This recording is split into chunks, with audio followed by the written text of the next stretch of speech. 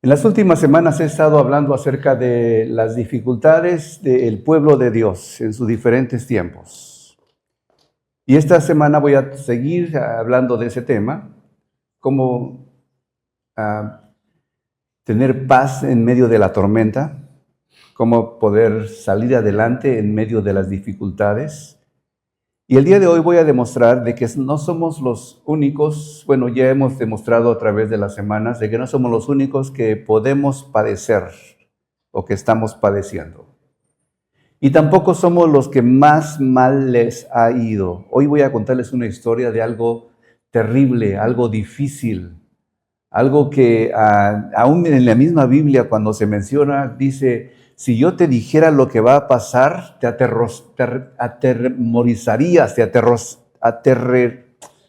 aterrorizarías. Caramba, el español se me está faltando, ¿no?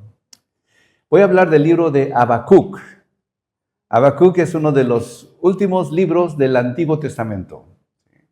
Este fue un profeta que se relaciona en el tiempo que escribió a Jeremías. Recuerdan, no sé si, bueno, posiblemente no recuerden la historia del pueblo judío, pero Jeremías estuvo escribiendo antes de que el pueblo de Israel cayera o fuera desterrado de su tierra y enviado a otro lugar. Antes de eso, 200 años 50 antes de eso, el pueblo del norte de Israel, se llamaba así Israel, había sido deportado por el pueblo asirio. Él los llevó y los dispersó, y ahí tienen las 10 tribus perdidas de Israel. Pero quedó Judá y quedó el reino del sur.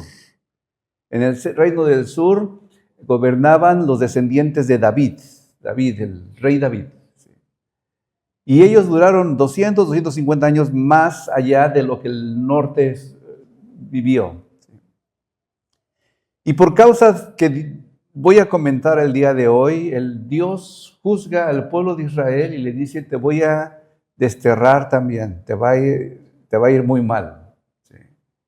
Y esta es una historia entonces que habla acerca de las dificultades del pueblo de Israel, enfrentando las situaciones difíciles de ser desterrado de su tierra. Y este pasaje que ustedes están viendo: aunque la higuera no florezca, en las vides haya fruto, aunque falte el producto del olivo y los labrados no den mantenimiento y las ovejas sean quitadas del corral y no haya vacas en los corrales, con todo yo me alegraré en Jehová y me gozaré en Dios de mi salvación. Es el último o penúltimo versículo del libro de Habacuc. Después voy a hablar acerca de cuál es el último. Pero ¿cómo llegó ahí el pueblo de Israel? Voy a hablar acerca de que tuvo la oportunidad. Un par de reyes antes, un hombre llamado Josías se levantó de entre el pueblo de Israel como rey y hizo todo lo posible por traer encontró la ley de Moisés en el templo, escondido por ahí, o sucio por ahí, arrumbado por ahí, y lo trajo otra vez y dijo: voy a hacer una fiesta tan grande que por muchas generaciones se va a hablar de ella. Y limpió el templo, hizo la Pascua, después de que por muchos años se había interrumpido la Pascua. Josías, uno de los famosos reyes de Israel, de los más importantes, si no el más importante, que se asocia directamente con David, su padre. Dice David, su padre, aunque su padre había sido otro de los reyes, uno de los reyes malos, Manasés, que fue terrible el hombre. Levantó altares por todos lados, adoró imágenes en cualquier parte, los levantaba, y no solamente eso, sino los puso dentro del templo de Jerusalén. Y ahí los adoraba, imágenes de demonios o de los reyes, de los dioses de los caldeos, de los asirios, de cualquiera que se le viera bonito, ahí lo ponía a él y lo adoraban. Pero se levanta Josías, y Josías derrumba todo eso y empieza una reforma, una de las pocas reformas que tuvo el pueblo judío antes de ser deportado. Se muere obviamente Josías, su hijo Joacim, me parece que se llama Joaquín, le llamó el pueblo de de Egipto, él confió en Egipto como el que lo iba a sostener, como el que lo iba a soportar. Y dijo, yo confío en que Egipto me va a guardar de cualquier peligro. Dejó de mirar a Dios y empezó a tener problemas. Y los problemas es que empezó a traer otra vez sus dioses que su padre Josías había quitado. Ahora este joven nuevo empieza a traerlos, empieza a adorar, empieza a levantar altares por todos lados y otra vez empieza el problema con Israel. ¿Sí? Y ahí es donde empieza ese versículo. Si ves aquí, lo voy a cambiar y tú le cambias conmigo, por favor. ¿Sí? Justin, cámbiale conmigo. Gracias. Voy a saltarme este versículo porque quiero ir directamente a lo que estaba pasando. ¿Sí? Había en Jerusalén, había en Israel, había en Judá, perdón, problemas grandes, problemas de violencia. Habacuc 1:2, ¿hasta cuándo debo pedir ayuda, oh Señor, pero tú no escuchas? Acabo de venir de la Ciudad de México y si tomas el transporte público, el microbús en la Ciudad de México, ¿sí? Uno va fijándose quién se sube y si tiene cara de sospechoso o no tiene cara de sospechoso. Si lleva la cachucha así escondida y con lentes, casi te bajas de ahí porque dices, me va a asaltar este hombre. ¿Sí? A ese grado está, y todos van bien agarrados su bolsa. Es más, llevan 2 celulares. ¿Y por qué digo dos? Uno sí sirve, ese lo esconden bien, y el otro no sirve, es el que le dan al ladrón. ¿Sí? ¿En serio pasa eso? ¿En serio pasa eso? Vas al mercado y compras el iPhone último, pero que no sirve. ¿Por qué? Porque se lo puedes dar al ladrón y al cabo que no sirve, te compras al rato otro más barato o igual de barato. ¿Sí? Es terrible la situación de extorsión. Yo sé que en Ecuador, muchos de ustedes están aquí por esa situación. Lo mismo, violencia, asaltos. Levantas un pequeño negocio, nomás vendiendo dulces y te quieren cobrar piso por los dulces que estás vendiendo. Es increíble lo que está pasando en toda Latinoamérica. Colombia me parece que está igual, ¿verdad, hermana Virginia? También va por ahí, ¿sí? Igual o peor con el narcotráfico. Ya le quitamos el primer lugar, ya los mexicanos son los narcotraficantes ahora. ¿Sí? Y los poderosos son los que manejan eso. No los pobres, aunque sí hay muchos pobres robándole a otros pobres, pero los más ricos, saben la noticia cada rato, ahorita tienen a un hombre que tenía era el dueño de Miss Universo y en México, y también de toda la franquicia de Miss Universo, lo tienen en la cárcel por hacer trampa en diferentes cosas. No voy a enumerar todo lo que está haciendo. Alguien dijo que para que un imperio caiga se necesitan 3 cosas: violencia, injusticia y apostasía. ¿Sí? Violencia, toda Latinoamérica está llena de violencia. Injusticia, lo mismo, o sea, tú vas a protestar y si alguien que tiene más dinero lo acusas a él, ese que tiene más dinero compra al juez, compra al abogado, compra al tribunal entero y sale como si no hubiera pasado nada. ¿Sí? Eso sucede en todas partes. Y había una crisis nacional, la ley estaba paralizada, se entorpece, la justicia está pervertida, la justicia sale torcida, dice Habacuc. Los malvados rodean y oprimen a los justos, los jueces corruptos, explotación de los pobres, idolatría abierta, alianzas políticas con Egipto y en vez de confiar en Dios. En crisis espiritual, Judá se había vuelto un país donde el poderoso hacía lo que quería y Dios parecía no intervenir y la apostasía y la injusticia social dentro del pueblo de Dios estaba en su auge. Y por eso preguntaba Habacuc, ¿hasta cuándo debo de pedir ayuda y tú no me escuchas? Dios, ¿por qué no haces algo? ¿Y cuántos de nosotros no hemos hecho o dicho eso? Cuando hay una injusticia contra alguien que tú conoces, contra un pariente tuyo o contra ti mismo. ¿Hasta cuándo tengo que aguantar esta gente que nomás están tratando de robar? Había una apostasía también, como te he comentado. La apostasía, este rey había traído otra vez de regreso todos los ídolos que su padre Josías o su abuelo Josías había quitado, ya los había quitado y ahora él los trae otra vez de regreso. Y hasta en Latinoamérica hay una apostasía increíble. En Latinoamérica, te digo, acabo de regresar de México, fui al centro de la ciudad solamente para, no sé, visitar el pueblo mío, el rancho de bicicletero de México, la Ciudad de México. ¿Sí? Llegué al Zócalo con unas tremendas imágenes de calaveras y de alegrifes, parece que se llaman, de Oaxaca, ¿sí? Como tipo demonios.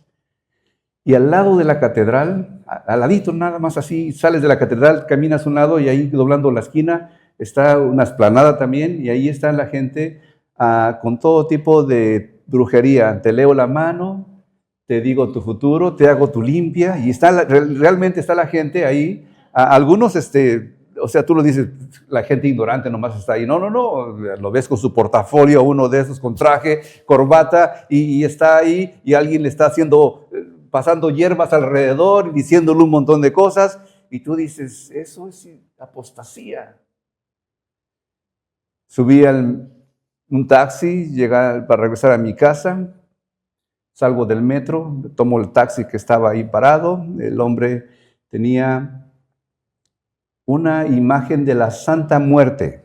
No sé si saben qué es eso, pero es una calavera nada más, adornada muy bonita y pintada y se ve muy bien, pero es solamente una calavera, ¿no? Y este hombre le pregunto, oye, mira, ¿qué significa eso? O sea, no sé, disculpa mi ignorancia, ¿qué significa eso?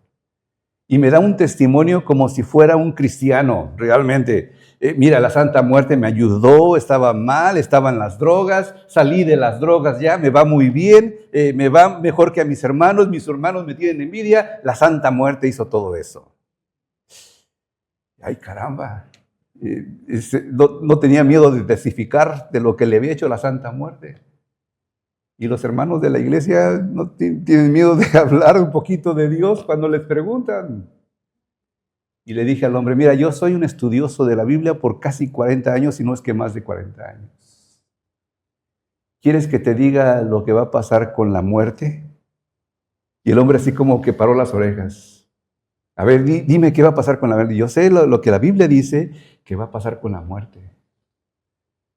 Y el hombre puso atención de inmediato y le digo, dice en el libro de Apocalipsis, el último libro de la Biblia, capítulo 20, por ahí por el 6 más o menos, que la muerte y la tumba van a ser lanzadas al lago de fuego junto con todos sus seguidores. Y dije, ¿tú quieres ser un seguidor de la muerte? ¿Quieres saber dónde vas a ir al final de cuentas? Y le interesó más y tuvimos una plática del tiempo que me llevó del metro a mi casa y el hombre después ya me iba a bajar y seguía preguntándome, no me quería dejar ir el hombre, pero ya no me cobró más por lo menos. ¿Sí? La muerte va a ser juzgada por Dios aún, ¿sí? Pero la apostasía en la Ciudad de México está increíble. La gente ya no cree en el Dios normal de los españoles que trajeron, ahora cree en cada tipo de cosa. Y si eso sucede en México, posiblemente en el sur, está la Mamapacha o Pachamamba, están también sus propias ideologías que también están acarreando destrucción sobre la misma gente, idolatría. Y el pueblo de Israel no era la diferencia. La apostasía, o sea, cambiar la figura de Dios por cualquier otra cosa que sonara bonito, eso lo estaban practicando la gente de aquel lugar y por eso Habacuc dice, ¿hasta cuándo, Señor? ¿Hasta cuándo nos vas a hacer justicia? Y eso me recuerda un poquito la historia de Job. Job hizo muchas preguntas y no recibió ni una sola contestación. Y Dios no le contestó ni una sola vez. Le dijo, mira, yo soy el dueño de las cosas, pero no le contestó ninguna de las preguntas que tenía Job. Ninguna de las preguntas se las contestó. Lo puedes buscar en la Biblia si quieres. Pero Habacuc sí le contestó. ¿Sí? Ahorita vamos a llegar ahí. ¿Sí? Mira entre las naciones, dice Dios a Habacuc, y ve voy a hacer una cosa maravillosa que te va a dejar asombrado. Esa palabra asombrado es con la boca abierta, así como, se te va a caer la boca porque lo que voy a hacer va a ser una cosa que hasta este momento no ha sucedido nada. Dios le contestó a Habacuc 2 veces, le hizo 2 preguntas, las 2 se las contestó el Señor. Increíble. Imagínate que tú tuvieras la oportunidad de preguntarle algo y que te contestara Dios. O sea, preguntarle, pues cualquiera le pregunta, ¿no? Pero que le conteste Dios.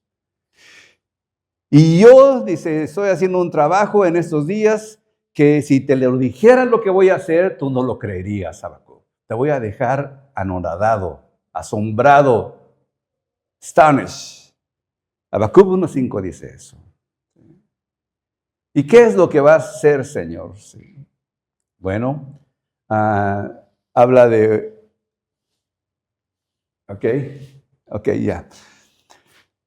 Un pueblo que iba a venir a castigar al pueblo escogido de Dios. Y no cualquier pueblo. ¿Sí? El peor de todos, el peor de todos. No se había levantado un pueblo más malo que este. Había unos cuantos más que eran medio malos, pero dijo, no, yo quiero el más malo. Un pueblo que no había todavía surgido como nación o como imperio. El pueblo babilónico, los caldeos. Ese pueblo caldeo era un pueblo horrible. Empezó a hacer una fama de ser el peor de los pueblos, el peor de los peores. ¿Por qué? Bueno, estuve estudiando, y no dice la Biblia esto, ¿ok? Que voy a comentar. Pero estuve estudiando cuáles eran las maldades del pueblo o del imperio babilónico. ¿Por qué se consideraba tan malo? Y decían la respuesta de Google, y etcétera, etcétera, ¿sí? Que tenía diferentes formas de asustar a la gente que llegaba a conquistar. Número 1, pues lo más fácil era matarlos. La otra cosa que hacía era una cosa que se llama empalamiento. Si no sabes qué es empalamiento, es un palo en el que atraviesan a una persona de lado a lado, o ya sea por el ano o la vagina, ¿sí? Si es hombre o mujer. Los atraviesan y los dejan ahí para muestra de los demás. Imagínate un pueblo así. Número 2, eran tan malos que también a los esclavos, a los que se le oponían un poco, les quitaban la piel, literalmente, la piel. Y se hacían sus tronos con pieles de muchas personas que habían ellos conquistado. Castigos colectivos, les ponían argollas en el cuello o en la nariz o en las orejas y los llevaban amarrados en largas filas, los hacían marchar como fueran, si fueran descalzos, pues descalzos, si tenían sandalias, pues con sandalias, como fueran, uno tras otro. Y dicen los historiadores, no dice la Biblia eso, que del 20 al 50% de las personas que se llevaban cautivas morían en el camino. ¿Por qué no tenían compasión? Alguien se paraba, mátalo ahí. ¿Sí? Los fuertes nada más van a llegar. ¿Sabes que así llevaron a Daniel, Sadrach, Mesach y Abednego? Así los llevaron, como esclavos. Daniel, el libro de Daniel, se escribió después. Ezequiel, cuando ya estaba en Egipto, en Babilonia, ahí escribe sus canciones famosas y sus visiones famosas, una de ellas de los huesos secos. Ese libro de Ezequiel habla después, cuando ya estaban en Babilonia. Daniel habla desde cuando llegaron a Babilonia en adelante. Jeremías habla de antes de Babilonia y Habacuc habla antes de Babilonia. Antes de que llegara a Babilonia e hiciera todas esas maldades con el pueblo de Israel. Y le dice el Señor, yo voy a hacer esto con tu pueblo, contigo. Yo voy a hacer esto contigo. Y aquí yo creo que tienen que, hermanos hispanos del siglo XXI, ¿sí? Porque creo que es el siglo XXI, ¿verdad? ¿Sí es el siglo XXI? Confirmando, sí, es el siglo XXI. Gracias. No estamos tan mal, hermanos. Si lo peor que nos pueden hacer es deportarnos, no estamos tan mal, ¿sí? No estamos tan mal, no nos mandan caminando, no morimos en el desierto de regreso, no va a pasar tanto, ¿sí? Pero y yo sé que el sufrimiento, pastor, es que no sé si va a llegar una carta a mi casa, no sé si va a llegar. Imagínate lo que esta gente estaba escuchando en ese momento. Van a venir los babilonios y van a acabar con ustedes. Y obviamente la siguiente pregunta, todavía voy a regresar un poquito, todavía no pases, ahí me quedo todavía. Habacuc hace una segunda pregunta, pero ¿por qué esa gente tan mala los escogiste para que vinieran a atacarnos a nosotros? ¿Por qué no escoges mejor a los romanos, que son un poquito más tranquilos, o los griegos, o los futuros, o otro grupo que no nos mate, nada más que nos esclavice y no nos mate? ¿Por qué? ¿Por qué tanta maldad con nosotros? Y Dios le da una respuesta. Ahora sí cambiamos sí, este versículo. ¿Has escuchado este versículo? Yo creo que lo has escuchado. Si tienes una historia o tienes un conocimiento de la Reforma Protestante Cristiana, ese es el texto que utiliza Lutero para abrir su mente y su corazón al Evangelio de Jesucristo, a lo que nosotros ahora creemos. Le dice en Habacuc 2:4, he aquí aquel cuya alma no es recta se enorgullece. Los babilonios se enorgullecían, los asirios se enorgullecían, los egipcios se enorgullecían, los malos se enorgullecen y dicen, ¿qué me puede hacer Dios? A ver, que me haga algo, que me haga algo. Mas el justo por la fe vivirá. Ahí se resume el Evangelio de Jesucristo. Aquel que es justo va a vivir por la fe. Va a estar confiado en Dios. Sabe que Dios, donde quiera que lo lleve, Dios va a estar con él. Una mujer inmigrante llega y nada más trae a sus hijos y trae a Dios. Y si algo pasa, dice, si me mandan de regreso, no más con que no me quiten a mis hijos y que no me quiten a Dios. Yo estoy completa. Cuando Dios está en el corazón de uno, no falta nada. Cuando Dios está contigo, ¿sí?, tienes paz en medio de la tribulación y de las tormentas y las dificultades. Estas palabras no solamente están aquí en este pasaje de Habacuc, el justo por la fe vivirá, sino también están en Romanos 1:17, también en Gálatas 3:11 y en Hebreos. 3 libros del Nuevo Testamento lo mencionan este pasaje. Mas el justo por la fe vivirá. Hermano, estás aquí con problemas, con situaciones difíciles, con inquietud en tu corazón. Dios también te dice esas palabras. Mas el justo por la fe vivirá. ¿Tienes fe en tu corazón, hermano? Esa fe es la que te da paz en tu vida. Esa fe es la que te puede hacer salir a la calle, andar como si fueras el dueño de toda la colonia y caminar sin ninguna preocupación porque Dios está guardando tus pasos. Dios contigo está. ¿Cuántos dicen amén? Sí. División y gratitud, ¿sí? Hay una fe que brilla en la oscuridad. En momentos de dificultad, la decisión radical de alegrarnos es crucial. La gratitud, hablando otra vez de la gratitud, anticipada nos permite ver la luz en la tristeza, fortaleciendo nuestra fe en Dios. Y esa es la experiencia que había hablado del inmigrante, ¿sí? Y luego hay un pasaje interesante, ¿sí?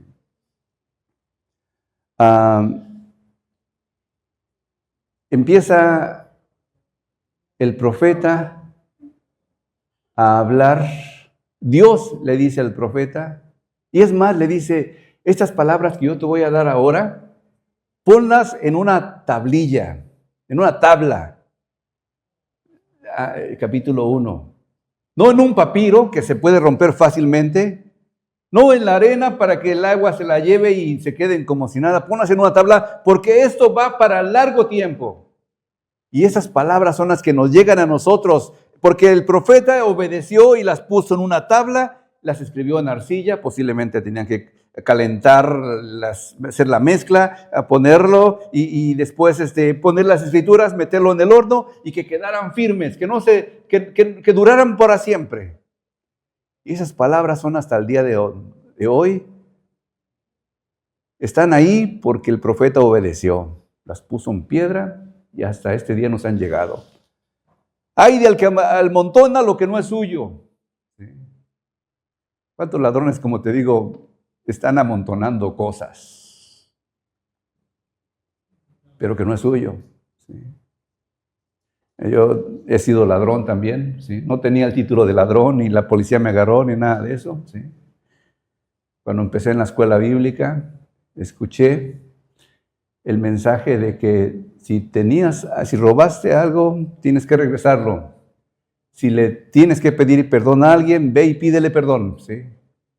Y yo dije, pues yo tengo rencor contra mi papá, literalmente tenía rencor con mi papá. Me dio duro cuando era chiquito, como a todo buen mexicano, soldado además, mi papá había sido militar, pues me quiso enderezar y no podía, entonces me dio duro, ¿sí? Y también había trabajado en una empresa donde había tomado prestado algunas cosas pensando que un día lo iba a regresar, pero sabiendo que nunca lo iba a regresar, ¿sí? Estuve trabajando como electricista. Ahí tenía acceso a ciertas cosas, teléfonos, no teléfonos de los celulares, sino teléfonos de los viejitos, de esos que se conectan y cosas, ¿no? Entonces era fácil conseguir uno de esos. Tenía también lámparas, tenía varias cosas ahí, sí. Y los tenía guardado en un costal en mi casa, ¿sí? Entonces una vez, cuando regresé de la escuela bíblica, dije, yo tengo que ponerme en paz. Fui a la compañía donde estaba trabajando con mi costal de vergüenza, ¿sí? Ahí iba con mi costal. Llegué a la empresa esa donde trabajaba y fui con la secretaria, le dije, oye, quiero hablar con el jefe de mantenimiento, obviamente. Y dice, ¿para qué lo quieres ver? ¿Sí? Dice, porque me recordaba, había como 6 meses que había salido de ahí. Dije, es que fíjate que con vergüenza, esto que me tengo aquí, me lo llevé sin que me dieran autorización de llevármelo. Y ahí lo tengo en mi casa y lo quiero regresar. Y dice, pues llévatelo, nadie sabe de eso. Y la secretaria, buena amiga, ¿no? Nadie se ha enterado, no tenemos ningún registro que tú hayas sacado nada de aquí. Llévatelo, es tuyo ya. Y digo, pues me lo puedo llevar, pero está en mi conciencia y no me lo puedo quitar de mi conciencia. Dice, es más, el jefe no está. Sí. Pues yo tengo que hablar con alguien, le dije, porque yo quiero hacer las cosas correctas. Bueno, pues ve con el jefe del jefe. Entonces ya subo hasta arriba del edificio, hasta mero arriba, sí. Estaba el jefe del jefe. Y llego también con la secretaria, le digo, pues no sé si me recuerda, yo trabajé aquí. Oh, sí, claro, te recuerdo. ¿Qué quiere? ¿Qué podemos hacer por ti? Pues tengo esto que me llevé cuando estuve trabajando aquí y es de la empresa, no es mío. ¿Sí? Y se da una zona. Nadie sabe de eso. Si quieres, se lo puedes llevar, pero si quieres ver al jefe, ahorita le digo que lo quieres ver. Sí, por favor, quiero ver al jefe. Entonces se llama al jefe, el jefe me pasa a su oficina, bien grandota, obviamente, bien lujosa, todo bonito, ¿sí? Y el hombre me hace que le cuente otra vez mi vergüenza de que me robé esas cosas, ¿sí? Y por tercera vez allí, como Pedro negando a Jesús 3 veces, yo también aceptando mi vergüenza por 3 ocasiones, ¿sí? Tercera ocasión. El hombre no me dijo que lo regresara, que me lo llevara, me dijo, gracias, joven, por haber hecho esto. Si quieres regresar un día, eres bienvenido. Y le dije, pero es que ya también usé algunos focos y algunas lámparas y algunos apagadores y quiero también pagar por eso que me llevé y que no debía haberme llevado. Y dice, sí, joven, déjame estrechar tu mano, eres bienvenido si quieres regresar. Ve ahí con la cajera y dile que vas de parte mía, ya le voy a llamar ahorita para que te esté esperando. Y llegué y pagué mi vergüenza, ¿sí? Te aseguro que nunca me hubiera sentido tan libre de caminar, andaba como en las nubes, como si estuviera enamorado, así. Sentía que se había quitado todo el peso que traía encima de uno. Porque un ladrón está atribulado todo el tiempo. Esa gente que vemos progresar, porque la queja de Habacuc era, pero mira, esos que progresan, les va bien y les va cada vez mejor. Y no sabes lo que esta gente se la pasa haciendo y los dolores y las enfermedades que tienen por todos los pecados que están cometiendo. ¿Sí? Hay de aquel que acumula lo que no es suyo. Hay del que acumula ganancia injusta para su casa. Hay del que edifica una ciudad con sangre y funda un pueblo con iniquidad. Los babilonios iban a hacer eso. Fundaban pueblos con la iniquidad, matando a otros. Hay del que da de beber a su prójimo para mirar su desnudez. No sé si tenía un sentido de que lo emborracho para abusar de él o de ella. Posiblemente. Hay de aquel que le pone una pastillita a la chica para dormirla y después usarla. Hay de aquel que hace eso.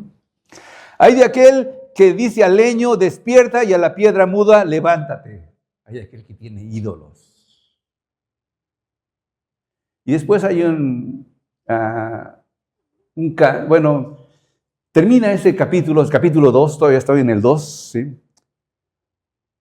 Mas Jehová, pero el Señor, está en su santo templo. Calle o guarde toda la tierra silencio en su presencia.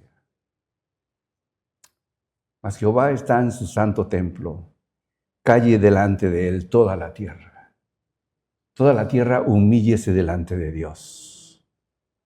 Toda la tierra que dice que protesta y que por qué y que es injusto el mundo, calle delante de Dios porque Dios es justo y va a hacer cosas y va a continuar haciendo cosas, y aunque parezca que Dios se descuidó y puso a esta persona como presidente, Dios lo puso porque quería de alguna manera poner un alto a ciertas otras cosas. Dios pone y quita. Y si Él cree que merecemos ese juicio, pues bienvenido sea el juicio porque Dios lo hace. Dios es el que pone las pérdidas. Pero ¿por qué Dios? Que se te durmió los ángeles, de seguro no te fueron a decir el chisme, que qué tan malo eres el presidente. Pues es el que escogí yo, ¿sí? Y ahí lo puse para algo. Aunque la tristeza no dura para siempre. Jehová está en su santo templo. No grita, no necesita gritar, Señor. No está en un sigurat. Sigurat es un templo caldeo, ahí donde los caldeos tenían sus templos, así le llamaban, construido por esclavos, porque ellos usaban a los esclavos para construir templos, sino por su propio cielo santo. No está dormido, ni mudo, ni necesita que lo despierten con incienso y sangre. Está sentado, reinando, observando y juzgando a las naciones. Mas Jehová está en su santo templo, calle delante de él toda la tierra. Y después empieza el capítulo 3, ahí es donde leí al principio lo que iba a hablar, ¿sí? Pero dentro de eso, todo el capítulo 3 es un canto, una canción. Habacuc se quedó convencido de que Dios está en control de todas las cosas. Y él dijo, no me manden los caldeos, pero Dios dijo, ya los voy a mandar porque hasta ahí llegó mi gracia y misericordia, pero voy a tener más misericordia con el resto del pueblo.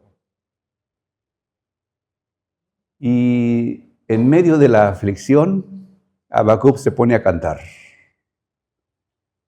Yo no sé cómo va esa canción, ¿sí? No sé la tonada,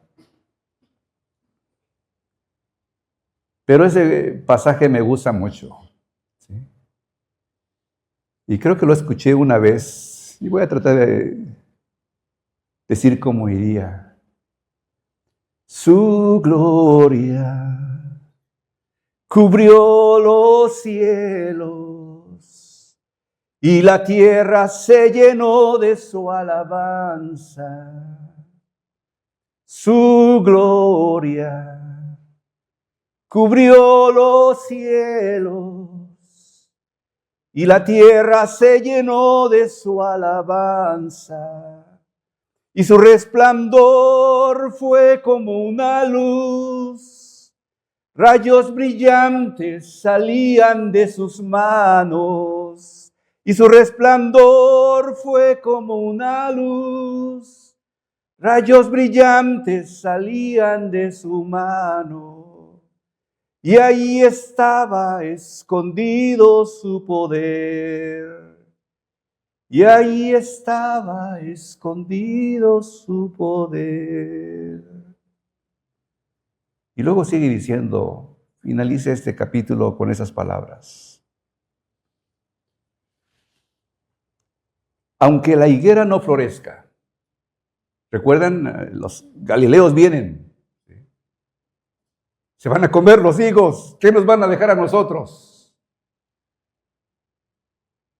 Ni las vides, o sea, las uvas, tengan frutos. Ya no más manera de alegrarnos, ya no hay más licor para ponernos contentos, para festejar, para celebrar. Ya no más festejos.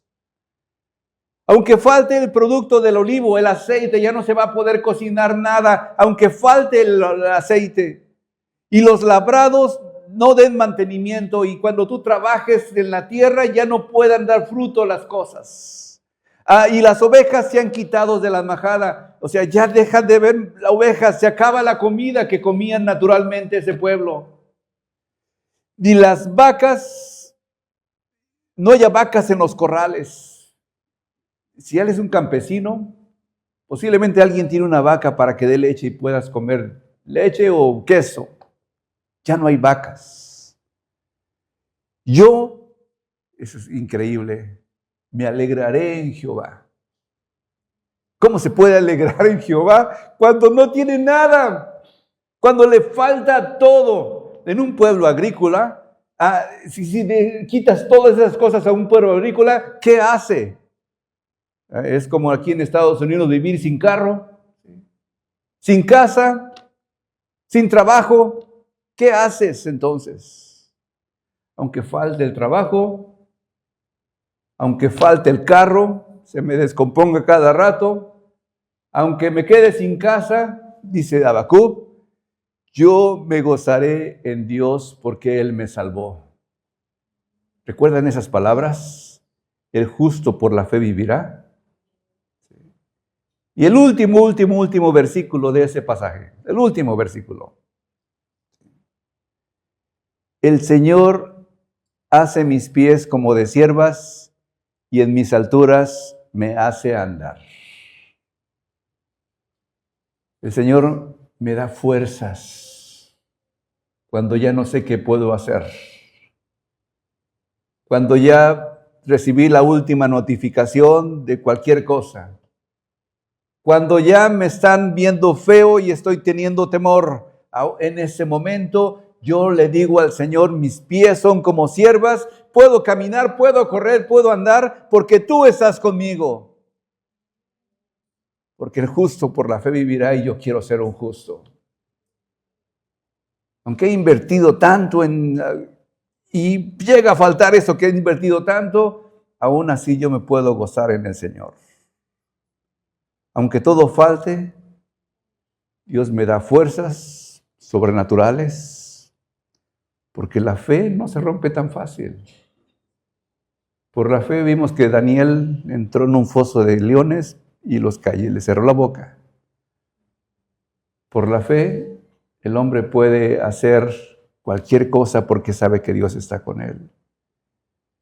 Esas pies como de ciervas, como agilidad. Voy a correr, voy a moverme, voy a andar con seguridad en terrenos peligrosos. Las siervas andan en los terrenos peligrosos en el pueblo de Israel. Ahí todavía hay siervos ahí en las montañas que van de un lugar a otro y parece que sería imposible caminar por ahí, pero ellas sí lo pueden hacer porque Dios les dio capacidad para hacerlo. Por la fe Dios me da una victoria final. En sus alturas me hace andar. Me eleva encima de los problemas. Me da bendiciones que no merezco. Siendo polvo como soy, Dios nos levanta a nosotros. Nos da un nombre, nos da una fe, nos da una familia, nos da una iglesia, nos da ropa para cubrirnos en el frío, nos da un trabajo para mantenernos. ¿Qué nos hace falta? Y si vamos a otro lugar, ¿qué nos hace falta? Con que no falte Dios, lo tenemos todos. ¿Cuánto dicen amén?